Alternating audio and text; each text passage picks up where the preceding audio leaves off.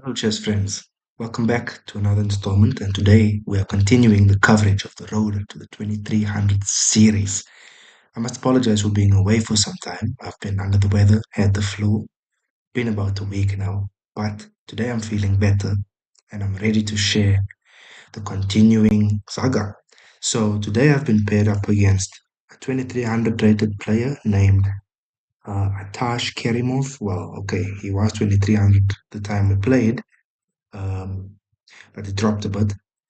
And yeah, I dropped a lot of rating myself too. But let's see how it went. In this game, I start with 1 to d4. My opponent goes b6. Let me just up the volume here a bit. All right. The English defense. So it's different than from the English opening. The English opening, which would then go c4 and knight f6. And then let's say knight c3.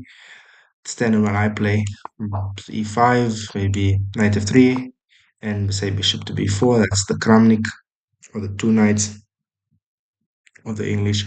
Or rather, my apologies. Instead of that, we go b6, say here, and after that, bishop b4. It's Namzo English, right? Also known as the Kramnik-Shirov setup. All right, back to the game then. Uh, d4, b6, and c4, the English defense. My opponent goes bishop b7, which is standard. I go knight to c3. So some normal developing moves, and he goes d6, which is a bit slow because I get to take over the center with e4. Notice my opponent's also blitzing moves out, if you see there. Now the clock times at the top, I don't know if you guys can clearly see. Let me just adjust this quickly. There, 9 minutes 59 seconds, and 4 moves have been played already. So he or she is moving very, very quickly. All right, back to the game then. Knight d7, bishop to d3, e6, so very passive. Knight to f3, bishop to e7, and I blitz out b4 as well because I could see my opponent is playing quickly. So I want to play a move that's not as popular because the standard move here would probably be to just castle, or as the engine suggests, to go bishop to c2. If you castle here, you're still very much fine as the engine evaluates there. You have a plus 0.8 advantage, bishop c2, same story, probably preparing for queen d3 stuff. And later on, if knight f6, maybe e5 ideas, if the opponent has castled as well. But this is not played. I go b4, my opponent goes knight f6, I castle, and I'm very happy with this position, right? I've got full control of the center, these squares here, as well as b4, b5, and c5, as well as d and e5. So after castles, my opponent goes d5, which is the first mistake here. Because now I think, okay, he's playing d5 to hit my b4 pawn, but that's not a problem because I can take. I take with the e pawn, which is considered inaccurate, but the reason why I'm taking is to open up my e file as well. So you could think if it do this, it could take here. Well, not really, because just after queen b3, and if he takes, let's say here, the game just continues, and you enjoy a good advantage. If he takes there, well, you don't even have to castle. You can start with rook e1 check, and this is why we took with the e pawn, and he'd be forced to go king f8. Of course, you cannot do this. You would just be losing too much material after capturing. So the knight loses its defense. If you try f5, even worse, you are just getting blown off the board. There you take, of course, take with the rook. Well, where's your king going? It's out in the open. Bishop a3 is coming. The king would have to go there. Queen to b3 or even c4 and d5, d6. Lots of trouble for the opponent. So after we have that, instead of going for this line, he goes e takes d. I just thrust the pawn forward and go c5. So c5 has got a couple of moves, the intention behind it. Firstly, it's to indirectly maybe try and get c6 later on. It's also to open up maybe for the bishop. c5 also distracts a bit because he should castle, right? It's also trying to prepare bishop f4 and knight to b5 ideas to hit on c7. So my opponent does castle, plays correctly. I go bishop f4 hitting here. He should go knight h5 now just to hit the bishop, say after knight h5. I would have dropped back. That was my plan in the game. And then suddenly we are very much equal. But after bishop f4, my opponent plays the a5 move. And I thought here for a while, I was thinking of immediately going knight to b5, but knight to b5 immediately isn't that great because after c6, this was what I calculated here, rook e8, and there's nothing really to show here, right? The bishop looks good on d6, but it's not really doing all that much. If anything, the knight's probably going to f8 soon and e6, and once it goes to f8, well, and e6, the dark square bishop's not really attacking anything, right? There's no knight to really assist. It can even go um, some other moves, like right, like dropping back to a square where it could attack my bishop, right? So yeah, this was what I calculated, but and optically it does look fine for white, but preferred not to go for this. So after a long think, I went a3. So a3, he should again go knight to h5. And after knight to h5, I would have went bishop to g3, which should have caused liquidation, right? As we shown earlier. Rook to e8 then, and now my opponent, being a move slow, I get to strike with knight to b5. And knight to b5 puts a lot of pressure on c7, because suddenly if now knight h5, well, it's just bad for your king, for your queen, right? Because bishop takes c7 here, and the queen would almost be in a checkmate. So my opponent goes a takes b. Again, the engineer is suggesting rook to c8 here, just to try limit the damage.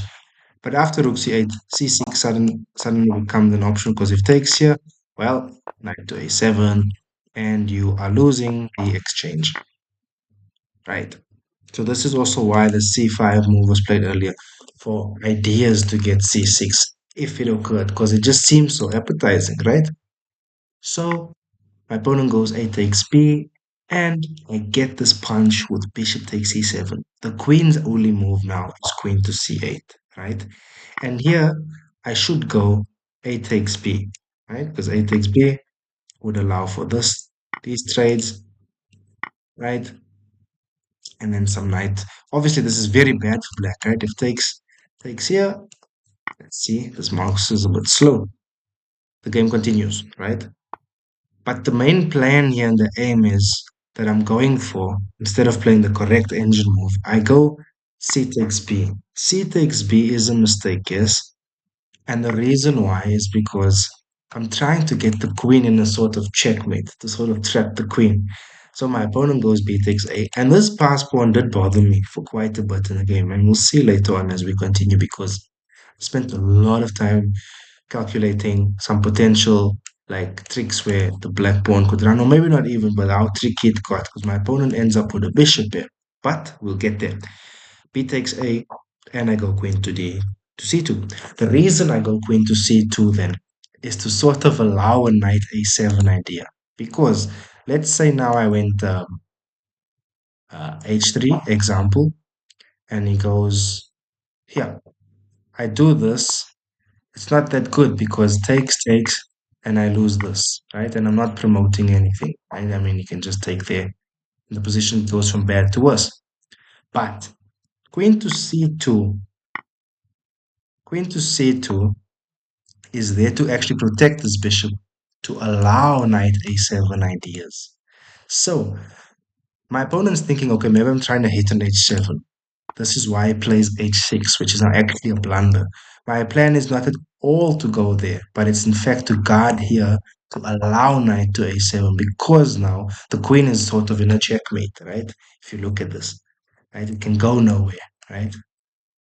It's locked away. The only move now is to give up the rook. Takes, and b takes on a7. Now, the queen can obviously not take, because I have a queen on c2 that will take your queen for free. So this is also another important trick, guys, to have that spatial awareness of the whole board. Queen c2, yes, does look as if it's doing something here, but it's not really doing anything on h7. It's in fact just preparing to help protect the bishop on c7, to allow this take, to take the rook on a7. So after b takes a, my opponent goes queen to a8. And here I calculated quite a bit. One of the only moves to keep a proper advantage, because it is a bit complex, let's be honest, even though, yes, white's got an advanced a pawn and fluidity on the files here with the rooks. You need to be accurate here. So I go queen to a4, and the reason why I go queen a4 is to just guard my a7 pawn. I cannot go bishop to a6 to b6 immediately because, well, I'm just blundering a full piece, right? Okay, yeah, you could consider this, but you end up giving back your star piece, which is technically not a piece, it's the pawn. But this is the problem for black in the whole attack. Because the pawn is so advanced, plus we are up the exchange. But now you got to get your pieces involved. Queen to a4 then is defending the a7 pawn, but also has ideas of this here, hitting on d7 in the future, and infiltrating more than anything, and preparing this. So, rook to c8, my opponent wants to hit there. I just guarded with rook f to c1, knight to f8, and I go bishop to f5, trying to hit this rook, right? My opponent then plays correctly, knight to e6, and here the engine suggests I should go queen to a5, but I just want to get off some pieces. I mean, white's got the advantage, plus my opponent's playing extremely quickly and I'm a bit slow. He goes f takes e. After f takes e, I go bishop to e5. Again, the idea is to trade off some more pieces because this is an advantageous position. If we trade off more pieces here, let's say my bishop for his knight, and or minor pieces go off the board, these four, well, this is an easily winning endgame. Okay, bishop to c6 then. He's attacking my queen. I go queen to a6, just removing from the attack from the bishop. We could go here as well, of course, but then there's some knight to d7 ideas with potential of swinging over, right? So queen to a6, of course, now if knight to d7, not as good because I get the bishop a8 strike and I just plant my bishop there for the rest of the game and just continue piling pressure here. Not to mention that the knight will come into e5. So bishop to a6, rook, queen to a6, followed by knight to d7. I go bishop to f4, again wanting to prepare maybe knight to e5, because then I know definitely I'm forking his knight and bishop. My opponent goes king to f8, which kind of helps me. I just go knight to e5 with check, takes, and bishop to b7. So here I go queen to a5. Queen to a5. Perhaps the idea now is to go here and maybe there to swing the queen over, and also just to remove from the attack, right? My opponent goes rook to c4. I don't mind. I'm happy to trade off. Rook takes on c4, d takes on c4, and now I get this nice queen to c7 move. Importantly here, we think we're now hanging our a pawn. Not really. If he goes here, we just have bishop to d6. The bishop is pinned, cannot move, and there's no way for the queen to really defend it. If he goes queen here, well, we'll take with check into g6, and we'll take with another check. Well, if he goes up there, not a problem. Another check goes up there. And now suddenly we are threatening all sorts of things. He cannot hit on a1 because the bishop is guarding. Obviously, there's no mates because the rook is still on the back rank. So we need to go back to the back rank himself and we'll just get queen g6 ideas, constantly threatening a mate. And it'd have to come like queen to f8, queen to g8 just to stay there. And we'll just end up gobbling these pawns up. Right. Back to the game then, queen c7. My opponent goes king to e8 correctly. But now I just go queen to b8. Again, simplifying the position. Obviously, my opponent would not take here because if he does, it's just over immediately. I'm promoting with another queen and I'm picking up this bishop. So, queen to b8 with check. My opponent goes king to f7. And then suggesting to go to c7, but I just trade off queens. Bishop to 8 because I know this is an easily winning endgame. Well, it is easy, but look at the clock. 2 minutes 10 seconds for me, 6 minutes 45 for my opponent. And his passed pawns can be a bit of a problem because it's a dark square bishop. This pawn is protected. Yes, I have a dark square as well, but he's got some more activity than me. So the plan here is to swing the king over, get the king somewhere in this area here, just to keep an eye on these pawns. So after bishop a8, I go king to f1, bishop to d5, my opponent decentralizing. He needs to stay here now, of course, on this diagonal, because say now I went bishop to c6, I go wherever with my king, and he goes bishop to b5, well, just promotion, game's over. So f3, c3, king to e2, just trying to run the king over to gobble up these pawns. My opponent rightfully goes g5, and he's playing quickly, king to d3, and g4. I take that way. This was a bit better, more precise, because if he takes here, well, not a problem. This was my calculation to just capture like that and enjoy a winning position. But I go king to c3 immediately. He takes on f3. I take back. I was thinking he would just go here. And bishop takes, right? But then he saw this, right? I didn't even see that. Like to go king rook f1 to just to pin it. Well, because I was under so much time pressure, right? So after g takes f, my opponent goes king to g6. And the next couple moves, I go f4 just to solidify more, not to hang any more pawns. My opponent goes king to f5. Yeah, I go bishop to c7. The plan is to go bishop to a5, followed by bishop to b4, just to trade off another one. King to e4. I go bishop to a5. He goes bishop to f6, trying to hit here. I go bishop to b5 because here, if we maybe say for instance I played let's say bishop to c7. Oh, horrible blunder. We're losing a pawn as well as our rook, and this game would be over. Immediately goes from winning to losing. So it shows you what one little mistake can do. But we play correctly, bishop to b6. Obviously now it would not work because we just take, and we're totally winning. But after to bishop to c6, yes, I saw okay, my opponent can take the f4 pawn, but I get to take the a3 pawn, which is so important because the a3 pawn kind of blocked my rook from really exercising control of the A file to push this pawn forward. Because now my next move is just to go A8 queen. My opponent plays correctly in blocking. My next move is rook to B3. The plan is to go bishop C7 followed by rook to B8. So my opponent goes E5, and I was hoping he'd play E5 because I get this cool move, bishop to C7, which is now correct because he cannot take here with check because he'd be in check. So now this pawn is pinned totally. So king to E4, I go pawn takes on E5. My opponent goes bishop to h4, rook to b8 then. I'm just trying to simplify some more. He moves with check.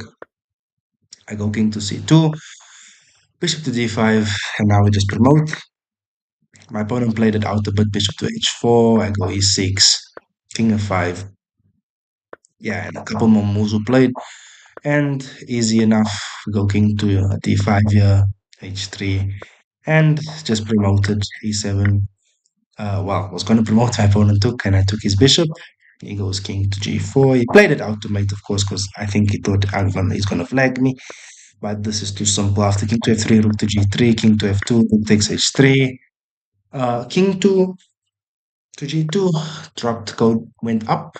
And then I just cut the king off. Basic technique here now. About to promote. h8 queen, king to c3. I just move my king back a bit just to move it away, not for any like stalemate tricks. Not that there would be any, but yeah, now we ladder mating. Yeah, rook to g6, king to c4, and ladder happens. King to a3, queen to h3, king to f2, rook to g2, king to f1, and queen to h1. Checkmate on move 76. So there you have it, guys. I hope you enjoyed it. And yeah, this is the tale, man. If we go down here, you can see my opponent played quite accurately too, man. Like 92%. Okay, I had a 96%, but it's because he played a bit loosely out of the opening and rushed it. But all in all, a good game. I really enjoyed it. And I hope you guys enjoyed it too, guys. If you found it informative, please do consider hitting that like, comment, and sub button. It would mean a lot for the channel. And yeah, take care, guys. You'll see more videos up here. And yeah, I'll see you soon for the next video. We'll be back again with more in the coming days since we are back in good health. So take care and have a good day ahead. Bye.